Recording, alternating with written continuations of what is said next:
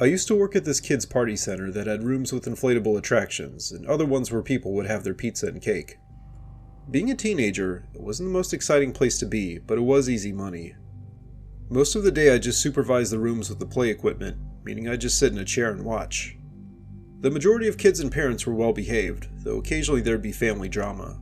For instance, there was this one time where some dude's ex-wife showed up and started screaming at him, and another time the birthday boy's uncle got into a shouting match with his parents and he had to be escorted out.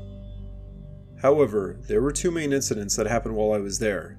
One was downright terrifying, while the other was mostly weird, so I'll start with the weird one. Randomly one day, my coworker Janet answered the phone while we were both working at the front desk. I assumed it was just someone's parents reserving a time, but as the call went on, I got more curious. Apparently whoever was on the other end kept asking for extremely detailed information, like how many rooms were in the building, and at what times each of them was cleaned. Now Janet was a really nice person, and I'm sure she tried her best to answer each question, but eventually she kept apologizing and saying I don't know. After 10 or so minutes the phone call ended. She just looked at me and made a face. She then told me how the man on the other end must have really bad OCD, or else this was just a prank call. But the most bizarre part was that the man didn't even book a party for his kid. Instead, he just reserved a time, while paying full price mind you, so he could check the place out. For the record, Janet had informed the man that he could visit us and we'd show him around the rooms, but apparently he declined that offer. I happened to be working the following week when the man had booked his visit, which was at 10:30 in the morning. Me and my coworkers were genuinely interested to see who this guy was, and if it was really just going to be him. Sure enough, at almost 10:30 on the dot, he walked in. The guy looked to be in his late 30s and wore a gray t-shirt, cargo shorts, and tennis shoes. I'm not sure what we were all expecting, but the guy was actually friendly and greeted me and another one of my coworkers, Bruce.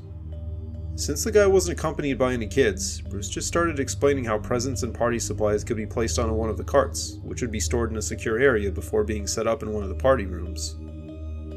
The guy nodded, and then we led him to one of the rooms with inflatable slides and a playscape inside. He followed us, and after walking around, seemingly inspecting everything, he sat down in one of the chairs and just stared straight ahead. Adults weren't allowed on the play equipment, so it's not like he could have used any of it, but still, he didn't even get out a phone and barely even looked around. After 5 or 10 minutes, Bruce asked if he had any questions, to which the man replied no and kept sitting there. I had to go help with another party, but Bruce later told me that the man did the exact same thing in the other rooms. For context, parties typically last 2 hours each, with 40 minutes in one playroom, 40 minutes in another, and then the rest of the time in a party room where people typically eat cake and pizza. At the end of each time, Bruce told the guy they had to move, and after walking around and inspecting everything in the room, he'd just sit down again and stare off into space.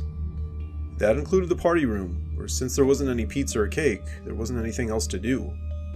Then when the time was up, the man paid the $300 it cost to book a party and left, never to be seen by us again. To this day, I'm not sure if he actually had a kid he wanted to throw a birthday party for, but either way, it was completely bizarre. Now I'll tell you what happened one night at closing, which incidentally is the scariest experience in my life so far.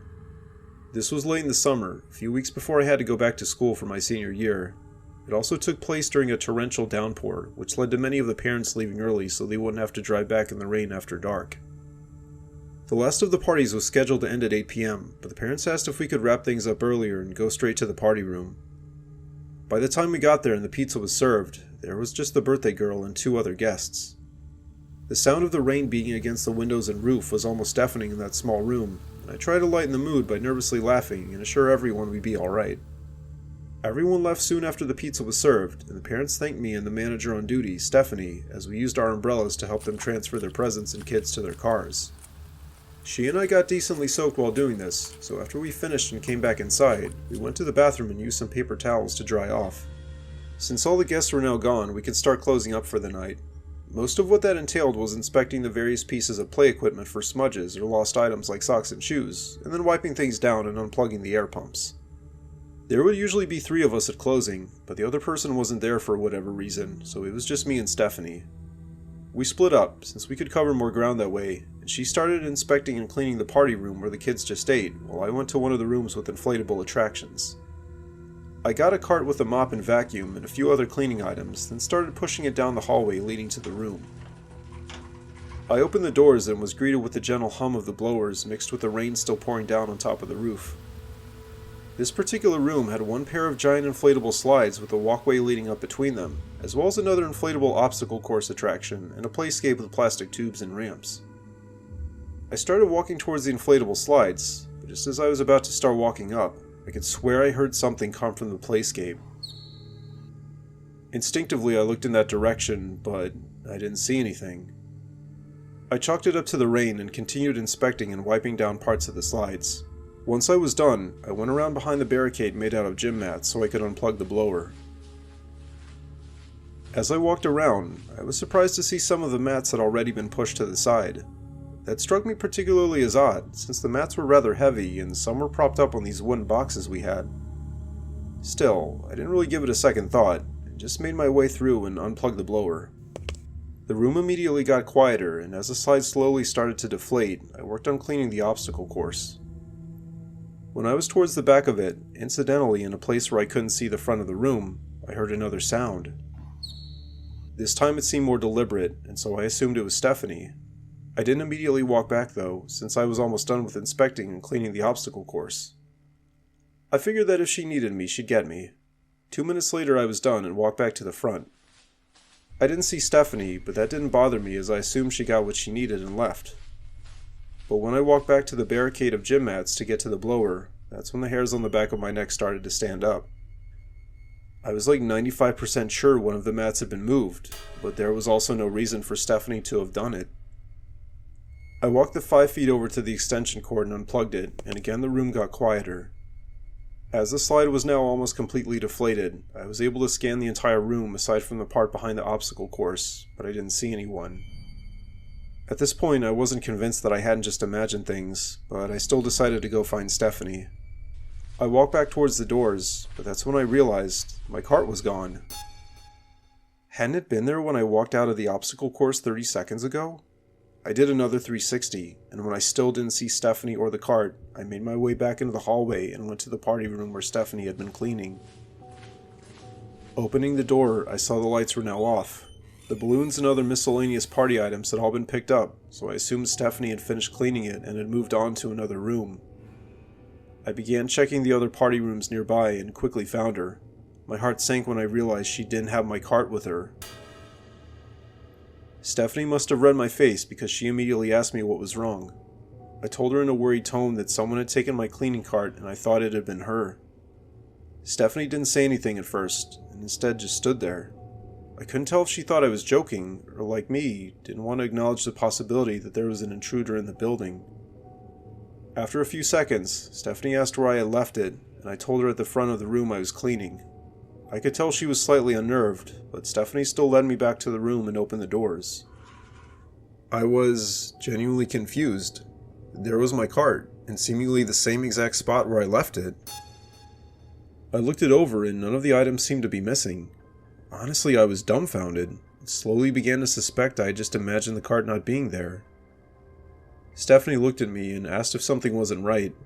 I thought for a few seconds, then told her no and apologized, saying I must have blanked and not realized the cart was still there. Even as the words left my lips, I couldn't understand how I just didn't see the cart before. Stephanie smiled and walked back through the doors to resume cleaning the party rooms, while I stepped towards the cart and looked at it more closely. Nothing looked out of place, so a moment later I picked up the bottle of cleaning solution and one of the rags and made my way over to the playscape. Technically, we were supposed to walk through each of the levels and tubes, checking for lost items or things to clean, and while I might have normally half-assed it a bit, after what just happened I felt silly and didn't want to make Stephanie upset. Therefore I crawled through each part, including the tubes on the 3rd level. As usual, this one particular tube had a few scuff marks on it, so I sprayed it with the cleaning solution and began to scrub it with the rag. I did this for maybe 30 seconds before moving on and getting out of the tube. Instinctively I looked down, and my heart sank. The cart was gone again. Now I was sure someone was messing with me, and I highly doubted it was Stephanie. I stopped to think, and just then, over the sound of the rain still coming down on the roof, I thought I could hear breathing. My blood ran cold and I started to panic. I looked around but couldn't tell where the breathing was coming from. I decided to make my way to the slide, since that was the fastest way down. I wasted no time getting in and sliding down, but when I reached the bottom, I let out a scream. There, towering over me, was a fully grown man. I honestly didn't get a good look at him because my body automatically propelled me away and out of the door. I ran through the hall shrieking Stephanie's name, and when she popped out a second later, I collapsed sobbing into her arms. Whether or not she believed me before, she obviously believed me now, and we both ran outside into the downpour and got inside her SUV. We locked the doors and Stephanie called 911. While waiting for the cops to show up, we kept our eyes locked on the entrance while occasionally scanning the edges of the building, on the off chance whoever that was came out one of the back or side entrances. The cops showed up in less than 5 minutes, and after talking with us briefly, began searching the premises. To our surprise, they actually found the man rather quickly.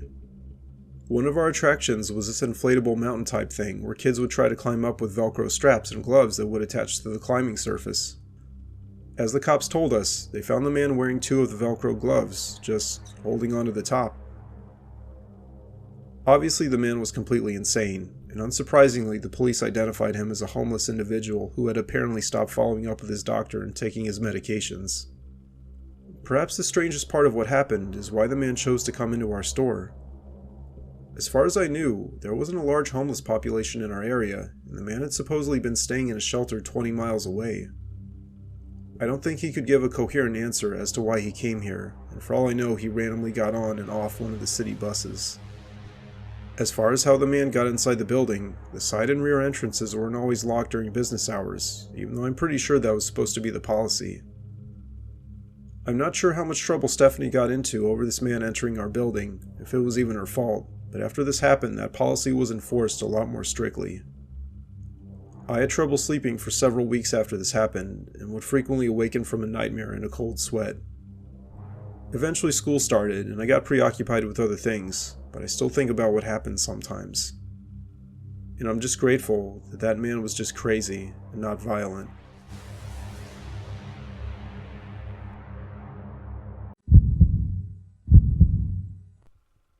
This is hands down the weirdest thing I've ever seen happen, not just as a kid, but as an adult too. To this day I still don't have a good explanation for it. For backstory, I had my 6th birthday party at a movie theater, and this theater was actually pretty decked out. In addition to rooms where kids could sit and eat cake, there was an indoor playscape and a few arcade games. The theater was also massive, with an upper level that looked out over the lower level and the huge glass windows at the front of the building. I guess it was laid out kind of like a mall, but with theaters instead of stores. There was also a small outdoor playground, though it wasn't as big as the indoor one. My party started at 10 a.m. on a Saturday, and the guests began to arrive at the indoor playground room. My mom greeted everyone and directed them to drop off presents in the adjoining room where we'd be eating pizza and cake. A few of my friends and I started playing tag and running around the playscape while our parents sat on the benches and talked. My little brother Anthony was there too and was playing with one of his Iron Man figures. 10 or so minutes later, one of the teenagers who worked at the theater came in and began ushering everyone towards the doors leading back to the main hallway. I'm pretty sure she was our designated party coordinator, and her name was Julie, though I might be wrong. Our parents had to stand with each of us and quiet us down as we walked as a group to one of the nearby theaters. When we got there, 2 of the middle rows were already reserved for our party, and Julie led us up and began passing out our complimentary popcorn and juice boxes.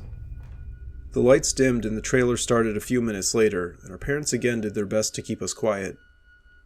It didn't actually matter though, since I'm pretty sure we were the only ones in the theater. Now, for the life of me, I cannot remember the name of this movie. It was animated with CGI, but I remember it looked rather dated, despite it supposedly being a new movie. The basic premise was there were these 2 races of aliens, one of which could fly, and there was a war between them or something. Honestly, I'm not sure. Despite me asking my parents and trying to look this up online, I don't know what this movie was called. I am relatively sure it wasn't made by Pixar or DreamWorks though. My birthday party took place about a week before Christmas in 2008, so if anyone knows what this movie could be, feel free to explain. Anyway, after the movie finished, it was time for pizza. Julie led us back through the hallway and into the playscape room and then to our specific dining room. The pizzas and more juice boxes had already been set out, and we immediately ran to our seats and started eating. I remember looking up at various points to see my mom filming things, usually me, with our old camcorder, and my dad talking to some of the other dads. At one point they went out to inspect the arcade machines, some of which were apparently classics. Eventually my mom got them and everyone came back inside to sing happy birthday to me, and then we ate the cake. Right when we were almost finished eating, Anthony started screaming that he couldn't find his Iron Man figure. My mom tried to calm him down and asked where he might have lost it, but Anthony wasn't sure. Meanwhile, me and one of my friends Justin came up with the idea of extending the party by seeing another movie. We really wanted to see the new James Bond film that had just come out, but our backup plan was to see the Disney animated movie Bolt. Justin and I tried to convince our parents we were both mature enough for James Bond. Though my dad seemed to be on board, my mom and I'm pretty sure Justin's mom said no. They did agree we could watch Bolt, and my mom told Justin's mom that we could drop him off afterwards as his house was on the way back. Meanwhile, Anthony was still inconsolable after losing his Iron Man figure, so my dad asked the other kids at my party if they'd seen him. After everyone said they hadn't, my dad walked back into the playroom, but then came back in a moment later and got me.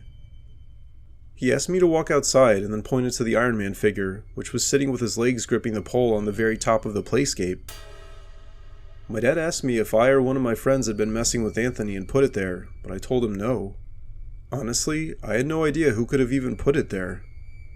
Anthony's Iron Man figure had movable arms and legs, but based on how little force it took to move them, it was extremely unlikely that someone could have thrown him up there and gotten him to stay as he was. My friends and I were also running around with me the whole time, and we hadn't really been playing with Anthony. Luckily, my dad seemed to believe me, and to be genuinely surprised as well. As far as we knew, mine was the only birthday party being hosted at this time, though I guess it was possible for some other random kids to have come into the playroom and thrown Anthony's Iron Man to the very top. Still, it seemed odd that no one, including Anthony, would have realized that was happening. We went back into the dining room and my dad checked with a few more of my friends, including Justin. They were just as stumped as I was. Eventually he opened the pack of baseballs I'd gotten as a present and threw them at the Iron Man figure to knock him down, careful to avoid hitting the nearby fluorescent lights. He managed to knock Iron Man down on his second try, and the people left from my party started cheering. My dad picked up Iron Man and handed him back to Anthony, who was overjoyed. After the rest of the kids left, Justin and my family and I loaded my presents into the trunk of our car, then walked back inside. We talked my mom into letting us get more snacks before seeing Bolt, and luckily the people at the counter recognized me from earlier and actually gave us 2 snacks for free. I remember we had just walked over to the dispensers to refill our drinks when Anthony started screaming that he lost Iron Man again. My mom immediately tried to calm him down and tried to ask him where he lost it, but again Anthony was inconsolable. Since the movie didn't start for another 10 or 15 minutes, we all walked around as a group, trying to retrace our steps.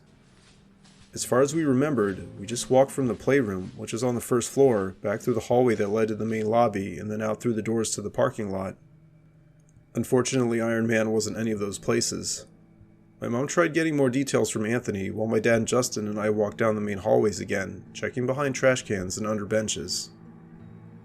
After doing this for a few minutes and still not finding Iron Man, we decided to check the upper level.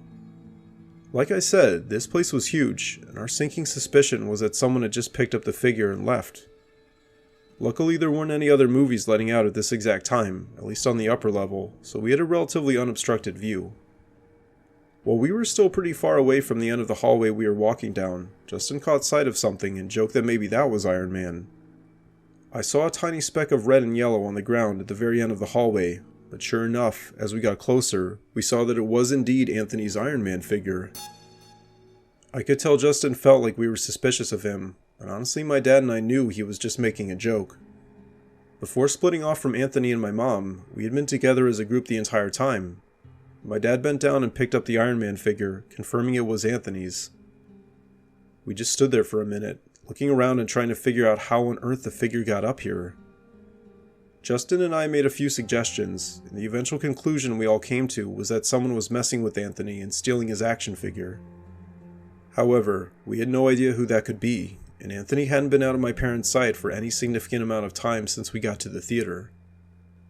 When Anthony saw us coming down the escalator, he ran towards our dad and eagerly grabbed the Iron Man figure. My dad pressed Anthony to provide more details, such as the last place he remembered having the figure before losing it, and Anthony said it was when we were all eating pizza. I think my dad deliberately avoided telling my mom about our theory that someone was stealing Iron Man from Anthony so as to not upset her, but he did mention that they should keep a close eye on him. My mom apparently wasn't worried, and we all took our candy, drinks, and popcorn to the theater. When we sat down, Anthony put his Iron Man in the seat next to him. My dad asked Anthony if he could hold on to it for safekeeping, but even after everything that happened, Anthony refused, insisting that Iron Man wanted to sit there. Anthony had to go to the bathroom about halfway through, and Justin and I went right before the ending. Each time our dad escorted us out and went to the bathroom with us, and each time we verified that Iron Man was still in his seat after we got back. Finally the credits rolled and we all got up to stretch our legs. Not 2 seconds later, Anthony started screaming, and sure enough, Iron Man was gone. Neither me nor my parents were worried, since we had literally checked he was there not even 15 minutes ago. We all assumed that he had just slid down and was on the floor. My dad bent down and looked, and to our disbelief, he was gone again.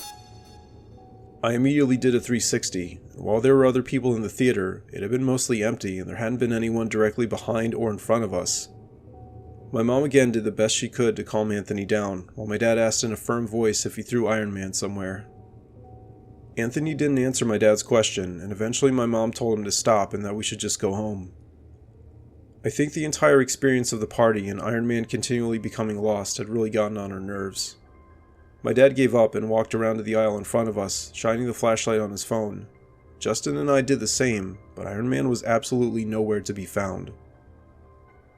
Now, however bizarre things were up to this point, the conclusion of this saga was on a whole nother level of weirdness. After combing the theater for like 5 minutes, my dad and Justin and I walked back around the rest of the building while my mom took Anthony back to the lobby to get a snack. We were half expecting Iron Man to appear at the end of that same hallway, but unfortunately this time he wasn't there. He also wasn't in any of the men's restrooms, which I personally consider to be the most likely, even though each of us distinctly remembered my dad checking Anthony had Iron Man after we got back from the bathroom the last time. Finally we arrived back in the lobby as my mom and Anthony were just paying the cashier. He seemed to have calmed down by now and asked if he could eat his snack in the playroom. We weren't sure if you could have food on the equipment, and by this time another party was being held, so my mom suggested we eat outside on the little playground there. Anthony agreed, and so we all walked over. Justin and I started swinging on the swings while my parents sat on a bench and Anthony started digging at the edge of one of the seesaws. It was a late afternoon at this point, and having just watched a double feature, it was a nice change of pace to be outside in the cool breeze. Eventually I got tired of swinging and dug my foot into the ground to slow down, and that's when I felt it. My foot caught on something plastic underneath the pebbles. Out of curiosity, I got off the swing and started to scoop the pebbles away. As you can guess, yes, it was Anthony's Iron Man figure. I know this is literally a scene out of Child's Play, but I swear on my life that is exactly how I found him. I picked him up, and a second later Anthony noticed me and started yelling and ran over. My parents noticed as well and came over too. My mom started to scold me about hiding Iron Man from Anthony, but my dad actually came to my defense and promised that I hadn't been hiding it. In fact, he had even asked me and Justin to turn out our pockets and thoroughly inspected us before leaving the theater. After a few seconds, my mom let it drop, likely because she was at her wit's end and honestly couldn't deal with it anymore. Then we all started walking back to our car, thus ending the most bizarre experience of my life. Looking back on everything, it still makes no sense. Now you might have suspected that there were multiple Iron Man action figures involved, and it was just some kind of coincidence that Anthony lost his original figure and found another one similar to it. But that wasn't the case, since we'd written Anthony's name on the left leg of the figure and had verified it was there after each time we found it. The next most logical explanation is that someone had to have stolen Iron Man, but if that is the case, I have no idea who. To the best of my knowledge, the rest of my friends had gone home after my party ended, and no one there, including Justin, would have been mean enough to do something like that to my little brother for that long. While my dad did play jokes on us from time to time, he never did something that antagonistic, especially if it was getting on our mom's nerves. Therefore, maybe it was just some random weirdo who got a kick out of messing with kids, but how he was able to steal Iron Man away multiple times without us seeing him, I have no idea. That just leaves the paranormal, and for the record I don't really believe in that kind of stuff, but given this one situation, I do kind of wonder.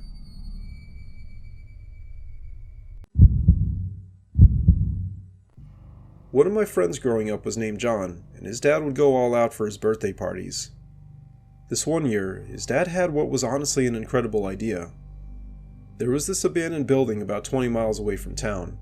I think it used to be a call center for a large company, but I'm not sure.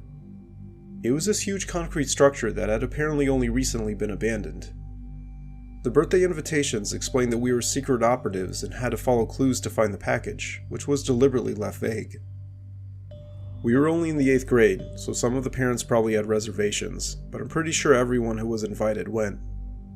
Counting John, that was 6 guys, and included myself and my best friend Timothy. The party was on a Saturday, and we congregated at John's house around 10 a.m. We greeted each other and set down our presents for John while his dad began to hype up the event. After taking a poll, his dad decided that we'd get lunch at a McDonald's on the way out of town. None of us were sure exactly how long it was going to take, but it began to seem like an all-afternoon thing, and everyone was up for it. After saying goodbye to John's mom and little sister, we all loaded up into his dad's minivan, which just barely held everybody. Almost immediately, we noticed the tarp covering something in the trunk space behind the 3rd seat, but John's dad had given us explicit instructions not to check under it, as that would compromise the mission. Tim and I sat in the 3rd row of seats next to another kid from our class, Kevin. Besides John, there was one more kid from our class, Blake, and another boy named Jared, who was John's cousin. Tim and I didn't really hang out with Kevin and Blake much, but they seemed normal. On the other hand, Jared started giving off weird vibes almost immediately. For starters, he was a few years older than us, maybe a junior or senior in high school. He was also very socially awkward and kept randomly making eye contact and laughing. Jared spoke rather loudly and continuously like John's dad, but unlike John's dad, Jared was rather annoying. Now, I wasn't the most socially outgoing kid in junior high, and I'm still not, so I really tried to avoid having to make small talk with him. Luckily, Jared sat in the passenger seat next to John's dad, so I didn't have to interact with him on the way over. However, he did continue to talk loudly about some anime cartoon, and something about the way he spoke really started to grate on my nerves. Eventually we got to the McDonald's and John's dad asked us if we wanted to go through the drive-thru or go inside. This was a few years before COVID, so the play place was actually open, and even though we were a bit old for it, I guess all of us together thought it would be fun to mess around there. The place was decently busy and we had to wait to order. Here is where things started to get low-key creepy. While we were all huddled around John's dad, I noticed 2 men dressed in all black sweatshirts and sweatpants enter one of the doors. At first I assumed they did some kind of physical labor like painting or landscaping, but when they walked closer, I saw their clothes look very clean. I'm not even sure why I picked up on that fact, honestly. Both men looked to be in their early 20s and had slight beards, and they were both wearing dark sunglasses. After a few seconds, I noticed they weren't actually getting a line, rather, they just walked a few feet to the side of the door and stood there. John's dad finally got around to taking my order, so I told him 2 hamburgers and 6 chicken nuggets. When I looked in his direction, that's when I caught a glimpse of Jared. In stark contrast to his usual demeanor, Jared was silent. He seemed to be looking past me at where those 2 men had been standing, but when I instinctively turned around, they were gone. John's dad was joking with the cashier loudly, telling her to just get us a bucket of 50 chicken nuggets in addition to the burgers, so I was a bit distracted. Still, I only looked away for like a second. We picked out one of the big circular booths in the corner and sat down. I started eating my 2 hamburgers while John's dad began to brief us on the mission. I'll paraphrase here, but basically we were supposed to be spies or something, sent behind enemy lines to recover this piece of advanced technology from this enemy compound. There would apparently be clues to point us in the right direction, but if we got shot by the enemy soldier or triggered one of the traps, then we'd have to join the enemy army. This last point made us a bit nervous, but John's dad assured us we weren't in any real danger. Another thing he stressed is that we shouldn't actually go inside the building, which made sense since he probably didn't actually want to trespass anywhere. Between the 7 of us, we finished all the food quickly, and immediately after he ate the last nugget from the bucket, Jared shot up and ran through the door into the play area. When he got there, he jumped into the ball pit and then climbed through one of the tubes. And not like he was just messing around and trying to climb the equipment, more like he was legitimately 5 years old and playing like a little kid. The rest of the guests looked at each other, and here is where we more or less decided that Jared had some kind of mental issue. Aside from John and his dad, none of us had ever met Jared before, and he was making a pretty bad first impression. I'm pretty sure even John and his dad took notice of how he was acting. I was a little curious what Jared's deal was, but I don't think any of us wanted to ask John or his dad. After we cleaned up the table, the rest of us went into the playroom and Tim and I started climbing on the outside of the structure. While we did so, I caught a glimpse of Jared in one of the tubes higher up. He was just sitting there, looking down at us. Like everything else with that guy, it gave me the creeps, and I got Tim's attention and pointed him out. Tim saw him as well, and we couldn't help but laugh. Not like we were trying to make fun of him, but just at how weird the situation was. We looked back at the tube a second later, but Jared was gone. After a few minutes, John's dad herded us back into the minivan, and we set out for the abandoned building. As we got back into the minivan, though, I couldn't help but notice that Jared was being quiet and had a frown. At one point while we were buckling in, I could swear he looked back and glared at me and Tim. Had he noticed us laughing at him? I wasn't sure, and while I might have felt relieved that Jared wouldn't talk to us again, something about the way he looked at us was deeply unsettling. Eventually we took an off-ramp onto the feeder road in a somewhat foresty area, and a minute later we turned onto this road that cut through the trees. There was an impressive-looking sign to the side with rocks and concrete around it, but the name of the company had already been removed. As we drove under the canopy of trees, I noticed Jared continue to turn his head backwards. At first I thought he was looking at me and Tim, but eventually I picked up on the fact that he was looking through the window in the trunk. Tim noticed this too, and we turned our heads ever so slightly to look back without making it obvious, but we didn't see anything. A few miles later the building came into view, and it was impressive to say the least. It was this huge concrete brutalist structure with sloping walls and raised walkways. John's dad said the base was built in the 80s. While I'm not sure if that's just some detail he made up for the sake of the story, it seemed to fit. We got to an intersection, and the road and parking lot seemed to circle around the building, I guess like a mall, and John's dad turned down one of the parking lots and approached the building. As we got closer, the truly massive scale became apparent, as did the fact the place was in pristine condition. I'm not kidding, even the little grassy areas scattered throughout the parking lot and in the front entrances looked like they'd been mowed recently. But we didn't actually see any other cars there, and John's dad kept driving forward. When we got to one of the entrances that had this large concrete walkway over it, John's dad opened the door and started yelling at us to deploy.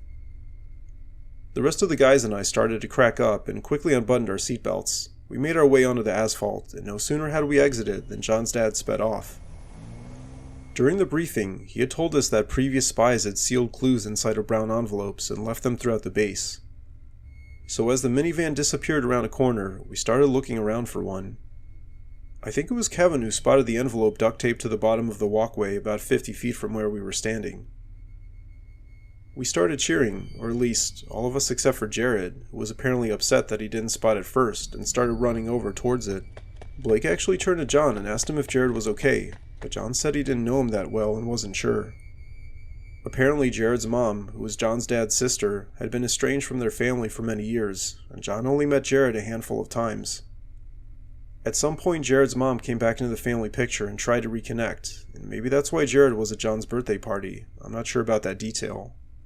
Me, Tim, Kevin, Blake, and John all looked at each other. Jared jumped up and got the envelope off the walkway, then ran back over to us. He started to open it up when Kevin said we should open it together. I could sense a rising hostility between those two, and honestly I didn't blame Kevin one bit. Jared glared at him, and then thrust the envelope into his hand. Kevin held it in the middle of our circle as he undid the little thread around the top. Inside was a piece of paper with cut-out letters glued to it ransom note style that spelled out the message, "Follow this walkway to other side of base. Watch out for tripwires." We were all excited reading that, at least the 5 of us besides Jared, and we started walking over to where the raised walkway went back down to ground level with concrete steps. We looked out for tripwires as we went up. Soon enough, we found a very obvious piece of yellow twine stretched between the 2 sides of the walkway. John reasoned that this was supposed to make us confident and let our guards down, and bet there'd be another, less obvious one later on. Blake had a good idea that we should make some kind of tripwire detector, and suggested removing the twine.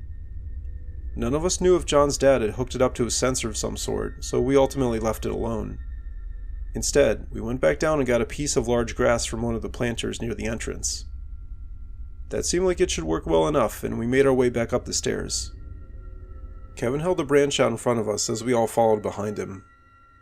We were having a great time laughing and joking, and the weather was especially nice. It was partly cloudy with a nice cool breeze. The only damper on the mood was Jared, but luckily he was walking at the back and being quiet for the time being. Eventually the walkway reached the side of the building in this little courtyard area, but right before we got there, the branch Kevin was holding caught on something. Sure enough, there was a clear plastic wire stretched between the gaps in the concrete walls on each side. Tim and I congratulated Kevin on finding it, and we each stepped over. We began to make our way through the courtyard, which actually still had tables and chairs set out. That's when I noticed something about Jared. The courtyard was bordered on one side with these big glass windows that went up multiple floors, and Jared was looking intently at somewhere near the top. The windows were tinted so you couldn't really look inside, but as we walked forward, Jared continued to stare at this one specific area. I was kind of curious, but definitely did not want to start up a conversation. The walkway continued on the other side of the courtyard, and after a minute or two we reached the end. There wasn't anything at that exact spot, so we all looked around for the next envelope. But that's when we realized it. Jared wasn't with us. We looked back the way we came and could just barely see the courtyard in the distance, but we didn't see Jared. In the moment, we were all glad, but I didn't know if John's dad would be upset if we lost him. Blake asked John if he knew where Jared went, and John said no. Then he asked if Jared could be working with John's dad, but John didn't think so either. Good, let's keep going, Kevin said, and none of us objected. 10 seconds later, Tim found the next envelope, which was duct taped underneath the walkway in much the same way as the first one. This time the message was, "Follow tunnel to loading dock, beware of snipers." Our theory was that John's dad was going to jump out at us with a squirt gun or a Nerf gun, and Jared was working with him. We decided Kevin should be the scout and cautiously move ahead, then signaled to us if he saw either Jared or John's dad. None of us was 100% sure about the tunnel, but there was a slanted concrete wall that came out over part of a road, so we figured it was that. We began walking with Kevin out in front and kept our eyes on the top of the wall while occasionally scanning our surroundings. Sure enough, 2 minutes later we saw John's dad appear over the side of the concrete with a Nerf gun. The rest of us started screaming at Kevin, and we all ran towards the crevice between the concrete wall and the sidewalk. John's dad started yelling something like, "You won't get the package," as we burst out laughing. Thankfully he couldn't angle the Nerf gun over the edge of the wall, and we were safe as far as we knew. The road continued for a bit, then actually started going under the building, so now it was a proper tunnel. There were those classic yellow lights like you'd see in tunnels, which made the atmosphere a lot cooler. After another minute or two of walking, we came out into this round area with concrete ledges and large doors, which I guess were used for unloading trucks. There were 2 other roads exiting from the room, which we assumed led to different sides of the main building. We fanned out and Blake found the next envelope, but just as we were about to open it, Jared reappeared. He came through the same tunnel we had just come from, meaning he'd been following along behind us. Tim said what's up, but Jared didn't seem to acknowledge it. Then Blake asked him where he was, and he acted confused. For some reason, Jared tried to play it off like he hadn't just disappeared for 20 minutes. I started to think this was part of John's dad's plan, and maybe Jared was even supposed to be a double agent or something. Anyway, Blake opened the envelope and read the next message. It said to head due south to the final extraction point. Kevin and John were relatively sure we needed to take the tunnel a little to our right, but immediately Jared started arguing that we needed to take the other tunnel that was to our left. Kevin asked him how he knew that was south, but Jared didn't give a reason. He just kept yelling that he was sure we needed to go that way. Maybe because his outburst was so sudden and unexpected, or maybe because we enjoyed him being gone, Kevin looked Jared right in the eye and told him no.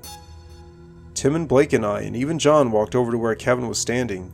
At this point, none of us wanted to be around him. Jared kept looking down the tunnel and raising his voice, and when we started to walk away, he even walked around and got in front of us. That was the last straw. Kevin got up in his face and screamed for him to F off, and finally Jared went silent. I didn't feel bad for him. On the contrary, I was glad Kevin was here. We all started walking again down the tunnel while Jared just stood there, silently. Eventually we came to an entryway, and after turning a corner we saw a big cardboard box with something written on it in Sharpie. The other guests and I started cheering and giving each other high fives as we walked quickly in that direction. But just when we were able to put Jared out of our minds again, we were all in for one last horrific surprise. As we made our way over to the box, I heard running footsteps behind me, and a moment later Tim shouted, "Run!" Instinctively I snapped my head around, and there was Jared sprinting full speed with a knife in his hand. We screamed and began running, to where, we had no idea. I was praying to God that John's dad would show up, and finally he did. He had been hiding behind one of the concrete planters that was at the edge of this little rectangular concrete walking way. He popped up and aimed his Nerf gun at us, but soon his expression changed to one of confusion. John's dad must have picked up on the fact we were out of breath, like we were genuinely running for our lives and not just because we wanted to see what was in the box. He asked us in a worried tone if we were alright, and out of breath, Kevin and John told him that Jared had a knife. I don't think John's dad knew what to make of the situation, but he quickly walked back towards the direction of the box and looked around to the tunnel entrance. Jared was there, only he wasn't holding anything now and was slowly walking towards us. John's dad looked at him and yelled, "What's up?" Jared didn't say anything, but kept walking towards us. John's dad turned around and confirmed with us that we weren't joking, and we all nodded in agreement. Then he turned back, and when Jared kept getting closer without saying anything, John's dad directly asked him if he had a knife. Jared stopped walking, but still didn't say anything. I could tell John's dad was getting pretty upset at this point, and I felt afraid a physical confrontation was about to take place. He told us sternly to stay where we were while he walked over and talked to Jared. At first they spoke quietly, but their voices grew louder and we were all terrified Jared would lunge at him with the knife. Thank God that didn't happen. Eventually I heard John's dad tell Jared to stay the hell away from his family and that he and his mother weren't welcome at their house anymore. Jared stormed off, and a few seconds later John's dad started walking back to us. He took John aside for a few moments, then came back and announced that Jared's mom was picking him up and he wouldn't be driving back with us. That was such a weight off my shoulders, as I had also been terrified at the prospect of Jared pulling the knife in the car or doing something rash like grabbing the wheel. That was the last I ever saw of John's cousin, and I'm pretty sure that's the last my friend saw of him too. In case you were curious, the box contained a rather high-end gaming rig. I think it had an RTX 2080 Ti. Everyone besides Jared actually slept over at John's house that night and stayed up playing games like Far Cry 5. The car ride back was uneventful, and when we got to John's house, John's dad contacted each of our parents and let them know what happened. Props to him for not censoring any details. He actually told each of our parents that John's cousin Jared threatened us with a knife. I can only imagine how much courage that took. Luckily, I don't think any of our parents were really upset with him. They even let us sleep over at John's house after all. I decided not to share my observations about seeing those two men at McDonald's, or seeing Jared staring intently at one of the windows while we were walking around. I probably should have, but after everything that happened, including John's dad speaking with our parents, I didn't want the situation to drag on or escalate. The disturbing implication is that Jared was working with those two men who followed us to the building and might have been trying to abduct us, or worse. That would seem to explain some of Jared's odd behavior, like trying to be the first one to find the envelope so he could tell us where to go, or yelling at us to walk down the other tunnel. Still, the idea seems kind of far-fetched. For instance, why or how could those men have broken into the building and gone up to the top? Maybe this was all just a misunderstanding, and Jared just had severe mental issues and didn't mean anyone any harm. Maybe the knife was a fake? I can't know for sure, as John didn't share any details from his dad's conversation with Jared, and I didn't want to pressure him. At the end of the day, I'm glad we could all move past what happened and still get some enjoyment from John's birthday party. But it still disturbs me to think of how that day might have turned out differently.